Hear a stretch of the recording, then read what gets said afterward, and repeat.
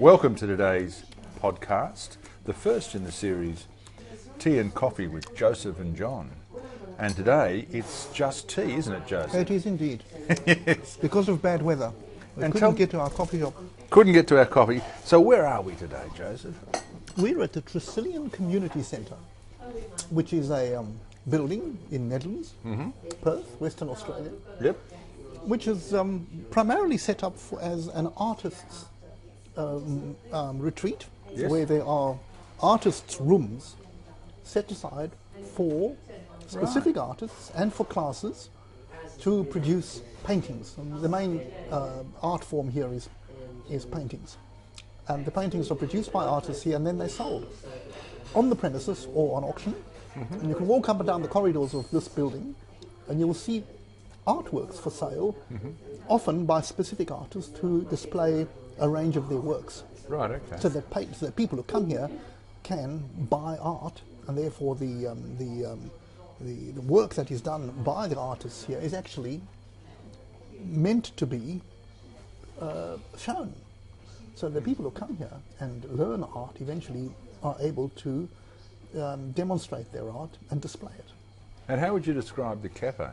The cafe is an outdoor cafe which is covered, so you're not completely exposed to the weather, and it's covered by see-through panels on the roof. Perspex, yeah. Perspex, yes, and some heating is available for today, which is very cold, and a large number of tables. And apparently the patron of the cafe is privately owned, but the patron of the cafe tells me that she gets good lunches here normally every day. Right, It's quite okay. hard work and sort of home cooking, but not quite. Which is quite good, given it's really in a residential area. It's in the middle of a residential area rather than a commercial strip. Yeah. Yeah, so the whole charm of this building is that I believe it used to be an old house, or maybe specifically built years ago for this purpose, in a Netherlands community centre. So it's on the corner of Tyrrell and Edward Street. Edward Streets, Tyrrell, Edward, Netherlands. and yes, that's right. Yeah. And what we had Twining's tea, which wasn't anything particularly special, given that it was just A tea bag. teabag tea, which is something I always complain about in these places. You know, they give you the don't very give you best coffee and then teabag tea, Yes, as if well, tea drinkers don't matter. Don't matter. No, that's quite. They do have a coffee machine. I'm not sure that the coffee is of the same standard as we would have had if we had been able to go to the weather-exposed coffee shop that we particularly wanted to go to. So this is not a place you come for the tea and coffee, No, you come for the ambience. the ambiance. That's quite correct. And the food? Food is not bad. It's sort of home cooking. Like the soup is a curried cashew carrot soup, and there's savoury muffins and ham, cheese and tomato toasty, and we're having a quesadilla. So tell us about that. I've never heard of a quesadilla Well, it before. allegedly is a South American dish, although I'm not sure how South American this particular version is. It's spinach and cheese and a bit of sauce, but it's actually quite delicious. It It's is made very in- delicious. Made in a nice tortilla patty, and it's toasted, so it's nice and warm, and the cheese is melty, and it melts in the mouth. And it's got some good spices attached, so it's altogether acceptable. Absolutely. Okay. So you'd recommend it as a place to... Well, to hang out and relax, but if you're looking for a gourmet, this is not the place. But if you're looking to just relax of an afternoon or a morning, you're in the area, you could do much worse. I mean, the prices are reasonably competitive, and the ambiance is extremely pleasant because it's, as I say, it's outdoors. It's got a good community sort of It does. relaxed feel about it. You Yes. don't feel like you're in a stodgy formal coffee shop No, somewhere. not at all. And you don't need to be a member of any club to get here. Yeah, that's It's a community centre. and I look around the room and there's half a dozen or more people here now, and Getting towards lunch. both People men are and coming for women. their Yeah, afternoon soup. it's quite a nice social environment. It is. So okay, so what was it called again? What's the The name? Tresillian. The Tresillian Cafe, which is Tresillian part of the Community Tresillian Centre. Community Yes. Centre. No, the cafe is called Stars Court, STARS Courtyard Cafe. It says on the board here. Right, okay. Stars Courtyard Cafe in the Tresillian Arts Tresillian. Centre. So Joseph Lieberfreund and John Carlson say this is a good place to come. It's a good place to come. All right. Yes. So to our big question today, Joseph, are all opinion, or I'll start that again. All opinions do not have equal value. That's a proposition that we can talk about. Obviously, in doing that, we need to, I guess, think about what we mean by opinions, what That's we right. mean by equal, what we mean by value, and value to whom. And is there a difference between the entitlement to an opinion and the value of an opinion?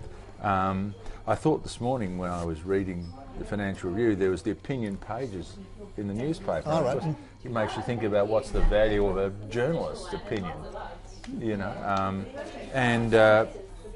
So, there was also a suggestion in something I read the other day that the value of an opinion differs by the topic. I'm not sure that's true, but I guess it's something worth talking about. So what are your thoughts on this? Well, I mean, some of the examples you gave were, for example, if you had a faulty electrical problem, you'd go to an electrician. Yes. If you had a faulty plumbing problem, you'd go to a plumber. Yes. And so on. And so, surely their input and their knowledge and their judgment and their experience is worth more than somebody who's experienced in a totally different environment, different trade, different speciality. So you'd obviously go to the correct source of information. And that is self-evidently true. However, if you're looking at something more vague, such as ethical standards, such as moral standards, such as social standards or social questions, where do you go to for that? And would you necessarily say that a social historian or an ethicist or indeed a politician, however studious they might be, are the sole holders of truth and of valued opinion? So, for example, if you have a noble politician, they do exist, maybe not too many, but they do exist. And say, President Kennedy, Nelson Mandela, Mahatma Gandhi, and so on. These are the obvious standouts, but there are many others who do have some standing. Would they be the holders of the only opinion or the most valued opinion? And it's this area, I feel, that is the most controversial at the moment, because people feel that such opinions are open. They feel they can latch on to whatever opinion is sprouted that really fits what they would like to hear. And often what they would like to hear is something that suits them economically or socially within their social group, such as, for example, opinions about something more controversial, such as vaccines for this current virus. And the question around those vaccines is a swirling mass of conversation fueled by fear, both of the virus on the one hand and the effects of alleged effects, which may be true, of the vaccines on the other. So again, which opinion is the one to go for or to attend to or to pay heed to is a lot more difficult. Yeah, so I picked up a few things from what you were saying there. One, of course, is I noted you'd mentioned Scott Morrison amongst the list of great leaders in the world. Missed him out. Setting aside... How could I do that? Aside that, you seem to me to have sort of gone to that first question I asked about the definition of an opinion, and you seem to be suggesting there's two kinds of opinion. Opinion about... uninformed opinion, if you like, which is about fact, or goes to fact. And then there's an opinion about more general issues. The one about fact, and the three issues that come to mind there. One is the virus, obviously. Yes, the current issue. Brexit was another one where Indeed, everybody had an indeed. opinion. And climate very strong change. opinion. Climate, yes, indeed. Are all Right. opinions on those subjects Absolutely. relevant? Correct. The other thing you're talking about is perhaps goes to things like ethics. I just wonder whether the opinion of some of the great ethicists, Bertrand Russell or Peter Singer, the current crop, is more valuable than my perspective on ethics, given that they've done a lot more reading and have a much more in-depth understanding of the issues. Well, the glory of ethics is the fact that it's not set in stone, and it is open to a lot of debate and thought, unlike the size of a plug or the strength of a wire. So in that sense, I would say that whilst there are fundamental ethics that social orders accept as given, otherwise there would be no social order. So we accept it as a means of living. And we should note that not all societies accepted those ethics. For example, thou shalt not kill is not always accepted in every society. And in fact, there are many societies in which killing was seen as necessary to achieve certain ends. And I would suggest to you that in our society, under the table, in some instances, killing is seen as required. Well, let me give you an example along those lines. Peter Singer is a good example. Probably the world's leading ethicist now, an Australian from Melbourne University, now at Stanford. And he talks a lot about severely disabled children. So a child is born severely disabled, has a prognosis of not very long, perhaps not very long at all, through to maybe a few years, but will have no quality of life.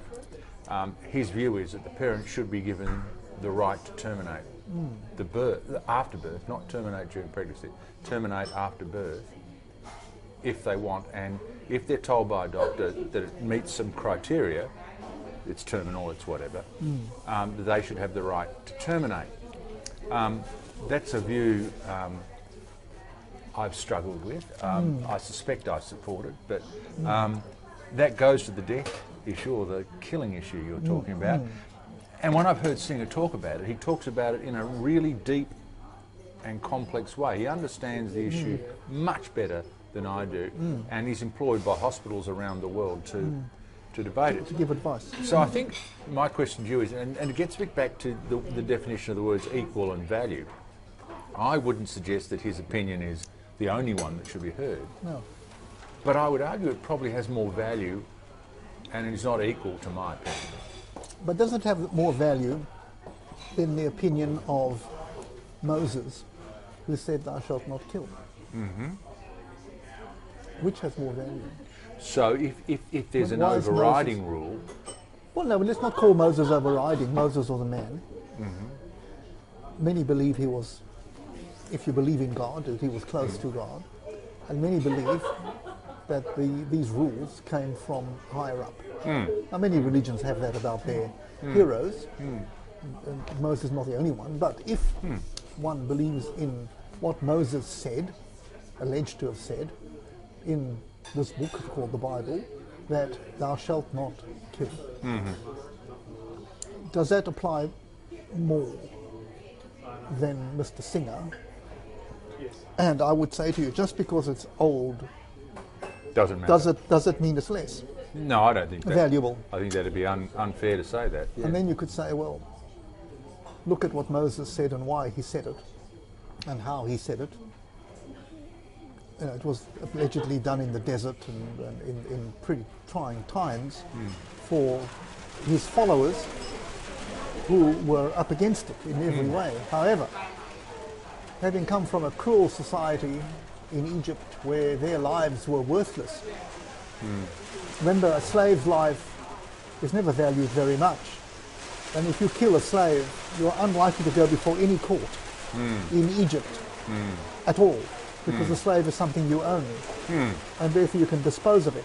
Just like killing a dog. Something like that. Yeah.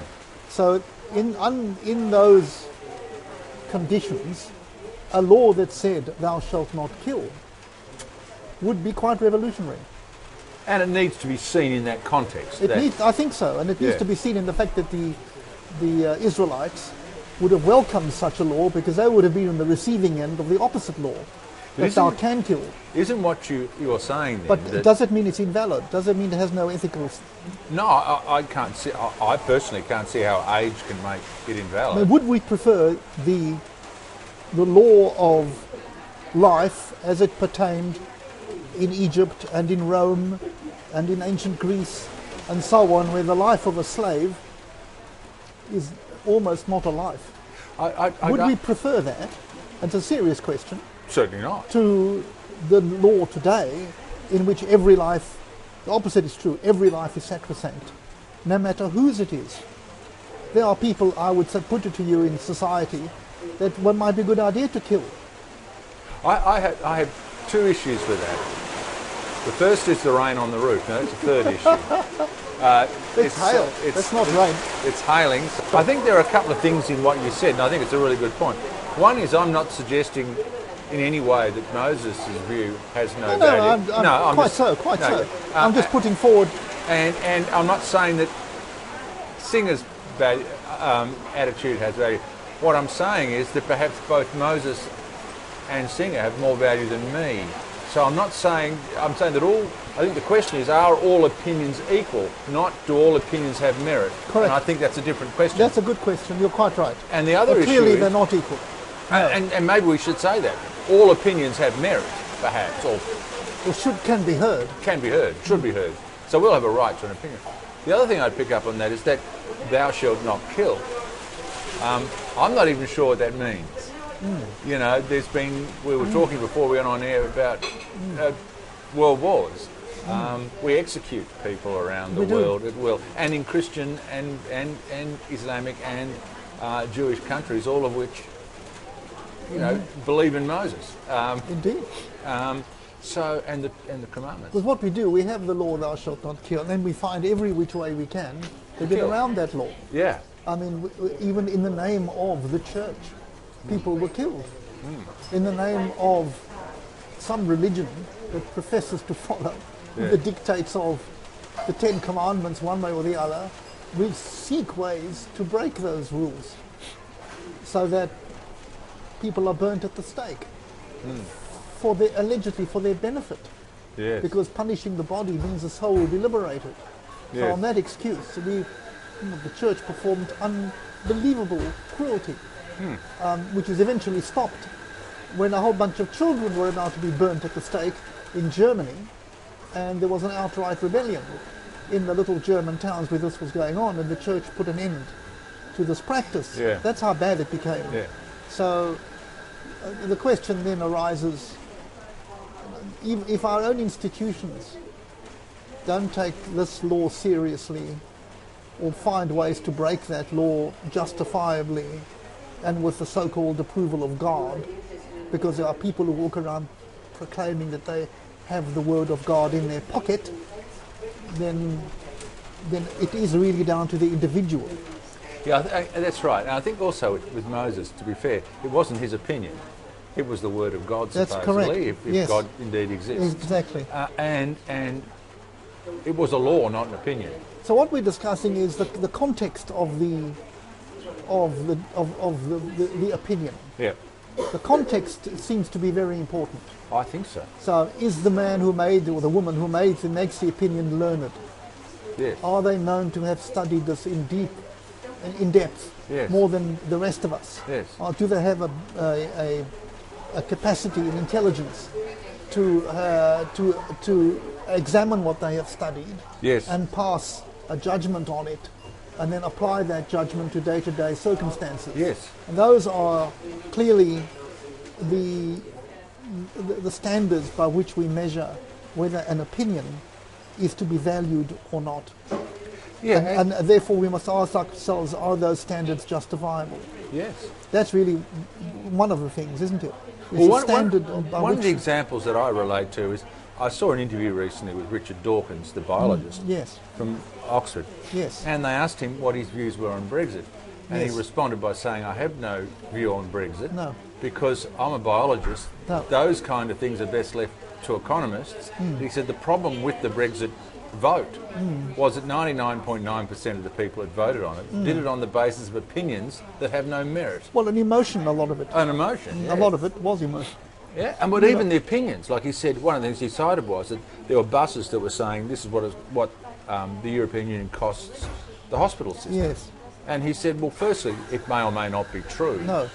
But people wanted to believe it, and they Yes. formed an opinion that Brexit was killing their country.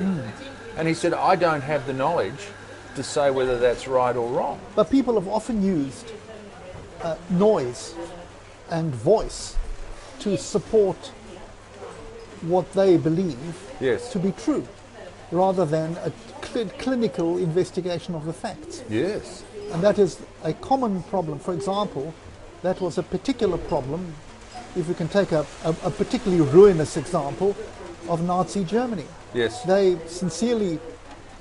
were told sincerely that the First World War was actually not lost, but the loss was foisted upon them by a government that should never have surrendered and should have carried on fighting. And that surrender was hoisted upon them by a fifth column in that country, namely Jews, Yes. and some industrialists that were run by Jews, Yes. and of course the Bolsheviks. So these are the culprits that lost us the First World War, Yes. said the common zeitgeist of the time.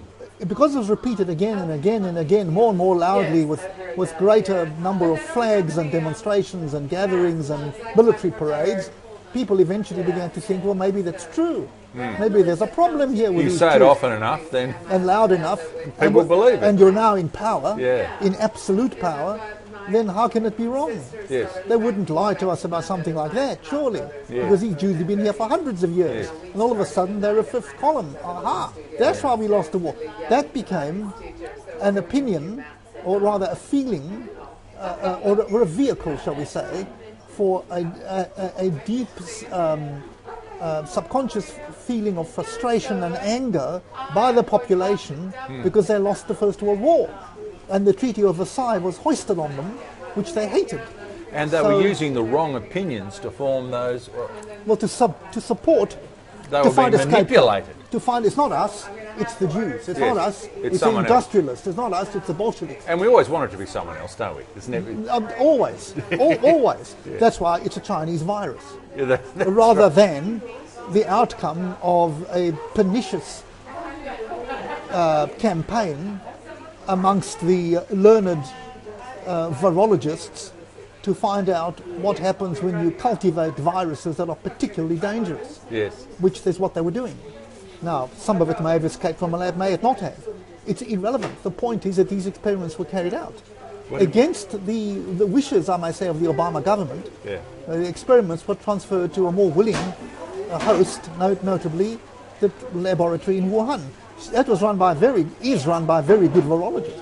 She's a particularly brilliant lady. And she may be right in that she doesn't think it escaped from the lab. But if it did or if it didn't, it's irrelevant.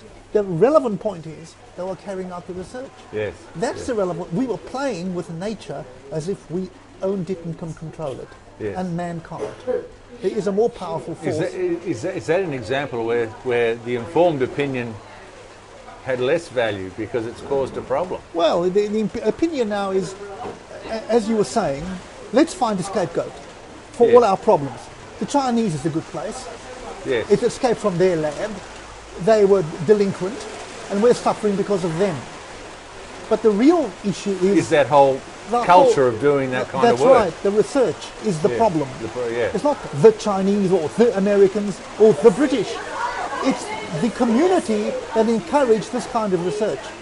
The other example that I referred to in the introduction to me is media editorials, right? So I don't read media editorials because I think who cares about their opinion? But then I thought, in preparing for this, how much more they read about the issues than I do, and before they express their opinion. So in a sense, their opinions, whilst not necessarily right, and I would take an economist's view or a politician's view or whatever as being more important, having more value, the journalist probably has more value than me because at least he's read all the articles on the subject. You would hope that he has. I mean, nowadays you have to choose your media. Yeah. Because sometimes it's just a repeat of what someone else is saying. But the point I suppose we were working on is the use of opinion to support an emotive Yes. point of view. And journalists do that all the time. We do. And we as people have now used an emotive opinion that it's someone's fault that we have the virus. It's not Yes. our fault, it's the Chinese. It's this and it's that. But it's a society that permits and encourages this kind of research that may well be to blame for this, if it did indeed come from a laboratory somewhere. But where it came from is not relevant. If there was such research going on, it should not have been going on. It is unnecessary research, and that has caused our problem. Yes. Our problem comes from our arrogance as a society, that we believe we can control, altogether control, forces that we really don't understand. Yes. Like we're trying now to control the immune system. Yes. You know, we don't understand the immune system. And there's been terrible mistakes made in cancer treatments of cancer using the immune system, where the immune system responds in a way that was totally unpredicted and unknown.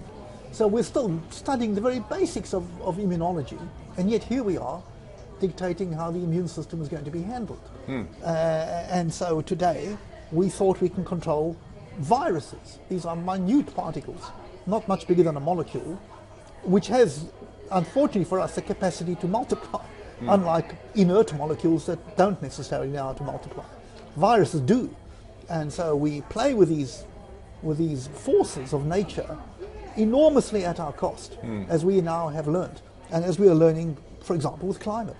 So once again, I would say the blame for this virus is the arrogance of man, rather than trying to blame some laboratory. But we like to pin the blame on other people, like they did in the Second World War. Almost need to. I mean, it's a human. It's a human trait. Yes. Just.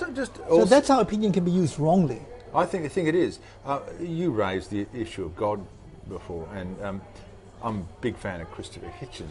But Hitchens, when asked about this one's right This there. one's better. Yeah. Why he when he asked about the Christian religion, Yes. he said it's got to get down to probability. He said, what is the probability that after 250,000 years of mankind, God found this obscure part of the world when most of the population lived in China, Yes. and impregnated a woman by way of a virgin birth. Yes. Yes. And then, and he went through the And the whole story. What is the probability of that being true? And he said, what you've got to do with any opinion or anything that's put to you is to look at the probability. And look at the probability, bringing into account the source and the argument. And he said, you can never say whether it's right or wrong. It's just not possible with a lot of these things. But you can say the probability suggests. But you see, where right. I don't think Hitchens is right is that in real life.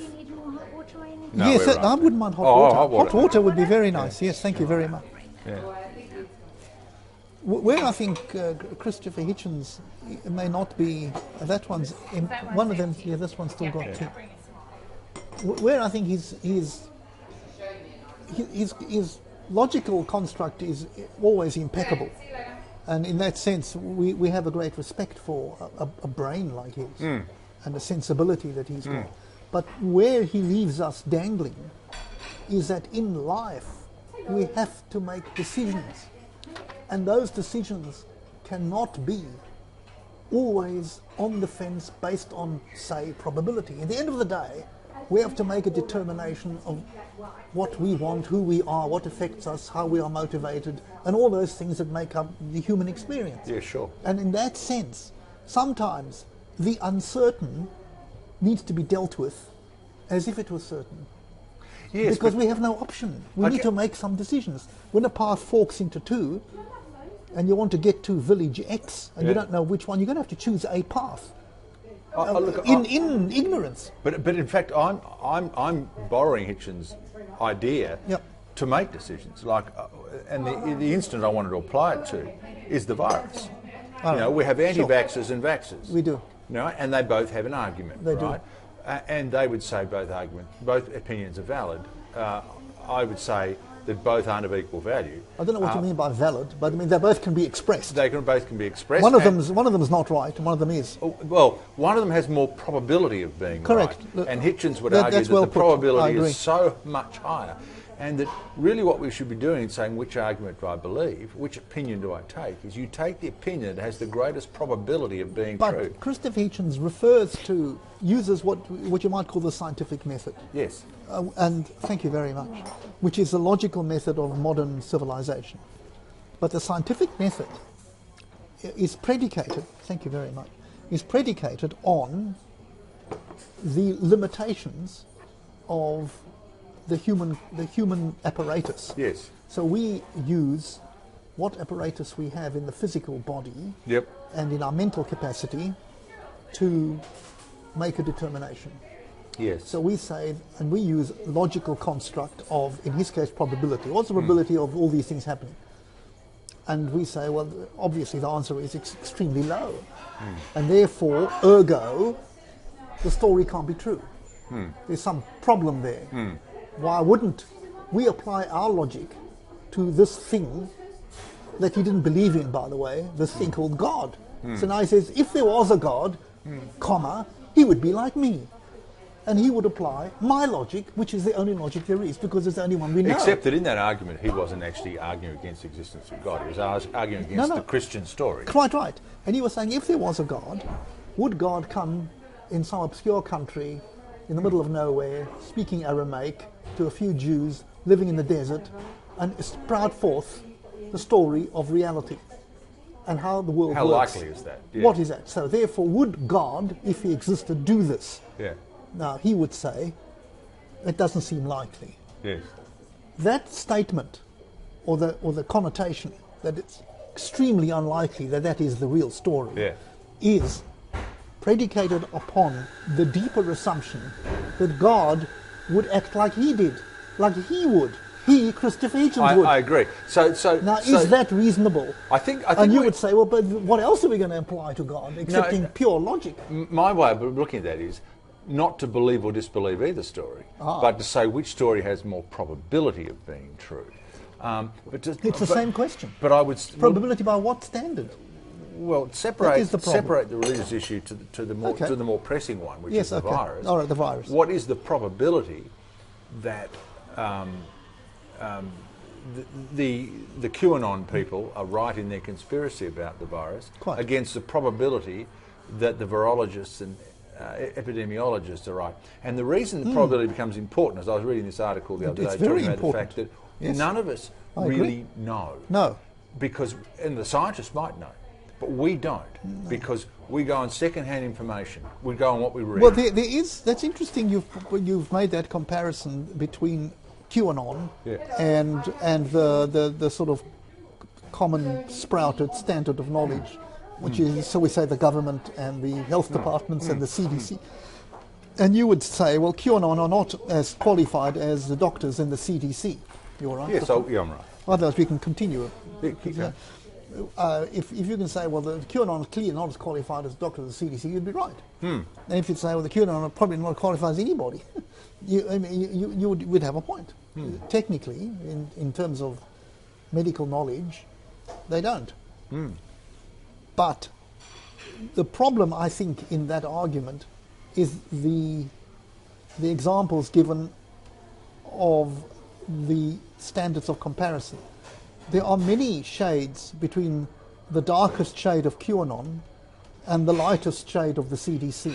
Yes. And there comes a point where a lighter shade of QAnon, which is not QAnon at all, but other doctors, other specialists, other practitioners who treat people in hospitals with coronavirus have their own opinions of what should be done and what effects these vaccines have.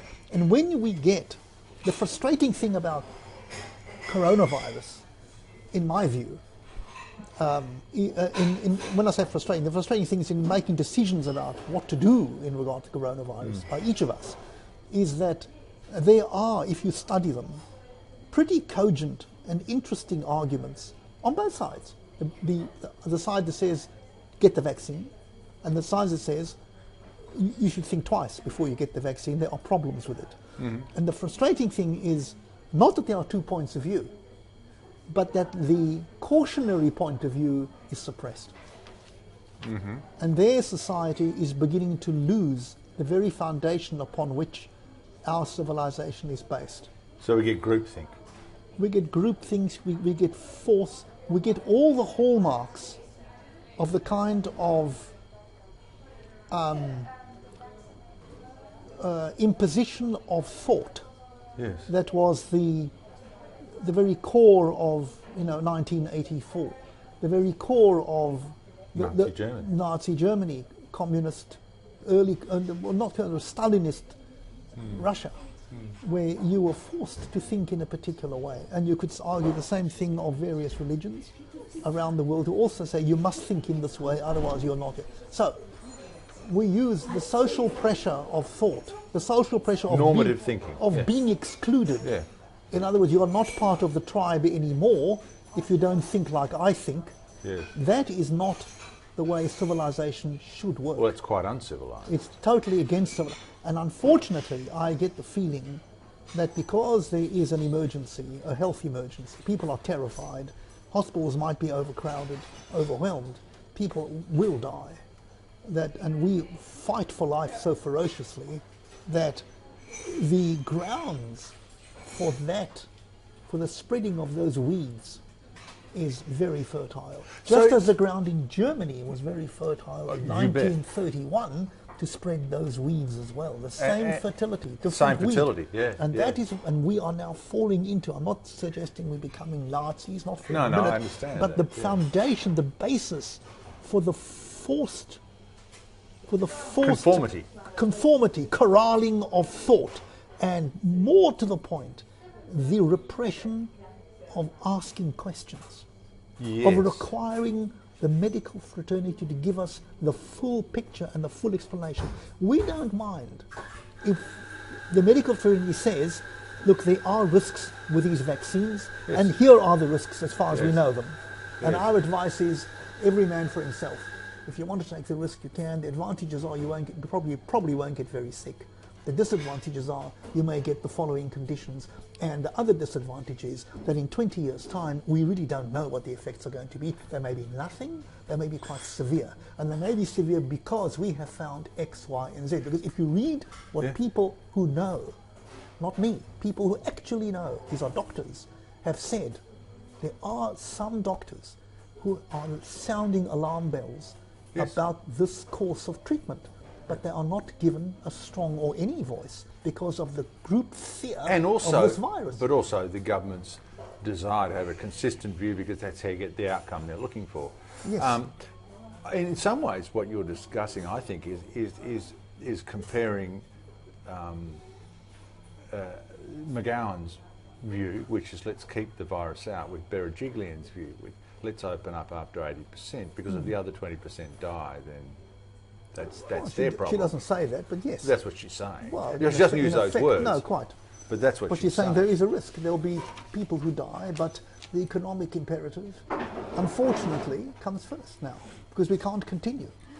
We can't afford this. There is also the argument, of course, that more people die of flu vaccines every year than die. I don't know the statistics, but I know that about 2,400 a year in Australia. In Australia, yes. Well, if you look at I don't know the American statistics. What I do know is there's an American. Not we want to go into the fundamentals of statistics, but there's an American voluntary website run by the government, American government website called VAERS, VAERS. I don't know how you pronounce it. VAERS. Let's call it VAERS.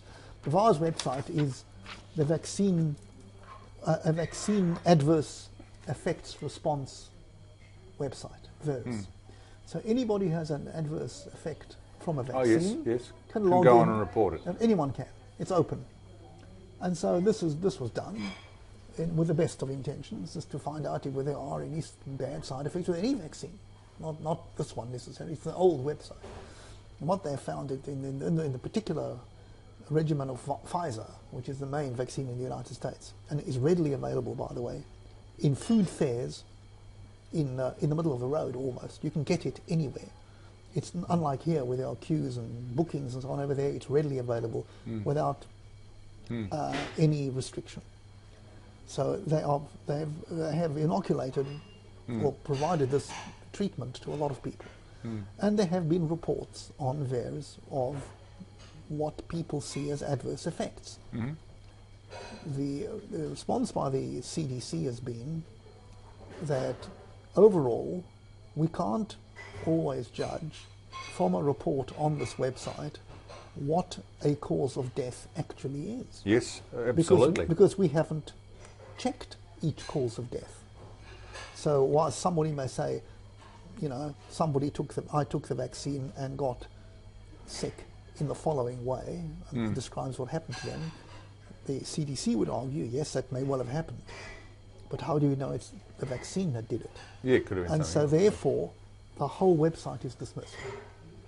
The extreme... Rather than taking it case by case. Yes, because exactly. And so the CDC are saying, in effect, I would argue, it doesn't suit us to believe this. I'm being cynical now. This is not something I think we that's want a to deal with. perfectly And so reasonable conclusion. and our argument is that we can't always tell that these reports are indeed causative, but there are tens of thousands of them. It's not 10 or 20 reports. If you look at VAERS numbers, it's extraordinarily high, including deaths. Some of them must... I assume they made their comments before, not after death. Well, in America, you never know. But I mean, the death would have been often reported by a doctor. Yeah. So the question is, why is this not dealt with So is by the local governments when they say go and get the vaccine? Instead of telling us open, look, we have had these reports, they're uncertain, they haven't been proven, but you need to know they've been there. They don't tell you. They don't trust. They just keep quiet. Yeah. So am I right, to get back to the substantive question of suggesting that we started with the position that there's that position that everybody has a right to an opinion, and I think we agree that everybody does have a right to an opinion. All opinions are not the same. Don't have equal value. No. But all opinions should be listened to and given an airing. Is that? Because there may be something in the less valuable opinions that's actually right. Yes.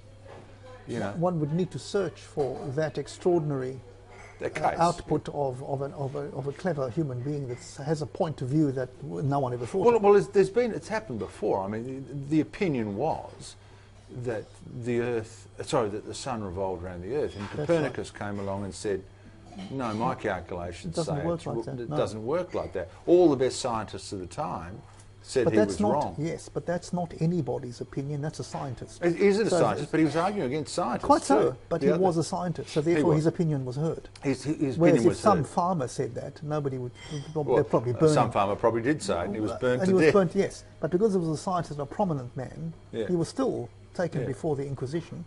But they listened. They were hearing. But my point there is that even an unheard opinion can be right. Can be right. And then needs to be. And that, I mean, medicine's full of this. People who came up with cures or suggestions of why things were working. One of the great cases for this, where initial opinions were eschewed as rubbish, was in the field of anesthesia. One of the great fields of medicine, where the early pioneers of anesthesia were ridiculed and called insane. Another example of this was vaccinations. It was Jenner. Yeah. I mean, in the beginning, his ideas, he was crazy. And the other one I read about was when there was high mortality rates amongst women after they'd given birth in hospitals across the world, and an American scientist came up with the idea that the doctors weren't washing their hands. No, quite. And this guy was spurned. He was just about struck out of the industry. And then, of course, they found out it was absolutely right. Something as simple as washing your hands. Indeed. So opinions are you know, instead of the problems that we face is we don't accept learned opinions. We reject them as outcast if they don't fall into a narrative that we all believe, and therein lies the difficulty in a civilized society. You have to remain open-minded, and we don't like intrusions into our comfortable space. And therein is the big rub of life throughout time. We had to, I mean, can you imagine the farmer that said, if we plant grass seeds, we might get a crop of more of these tasty little seeds, and we might not have to move so much to look for food.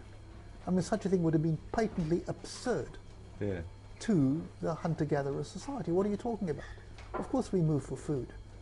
And for example, there was the interesting example given was that the Dutch had found the value of fertilizers in crops. The British didn't know this, and they found the idea absolutely absurd until, of course, they tried it, and it worked extremely well because the Dutch had this through in their tulip. So there are things that we accept today as normal. Of course, we know this. I mean, the greatest example of all the recent times is the Beatles. When the Beatles sought for a record contract, nobody would give it to them because they thought the music was dreadful and was completely rubbish. Nobody will ever listen to it until Parlophone came along. And the people who said that were the informed people of the day. Yes, exactly. So we have to be very careful. We do have to be careful. Very careful of judgment of the powerful.